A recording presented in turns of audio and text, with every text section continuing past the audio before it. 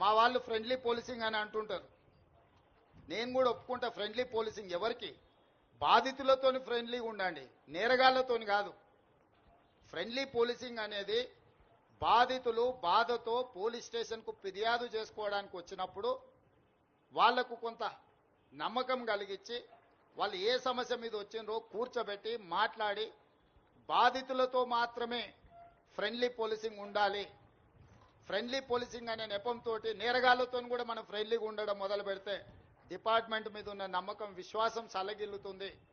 కాబట్టి ఫ్రెండ్లీ పోలీసింగ్లో కూడా మీరు ఈ రెండింటికి మధ్యలో ఉన్న వ్యత్యాసాన్ని గుర్తించి అధికారులు కూడా ముందుకు వెళ్ళాలి అని సూచన చేస్తూ మా వాళ్ళు ఫ్రెండ్లీ పోలీసింగ్ అని అంటుంటారు. నేను కూడా ఒప్పుకుంటా, ఫ్రెండ్లీ పోలీసింగ్ ఎవరికి? బాధితులతోని ఫ్రెండ్లీగా ఉండండి, నేరగాళ్లతోని కాదు. ఫ్రెండ్లీ పోలీసింగ్ అనేది బాధితులు బాధతో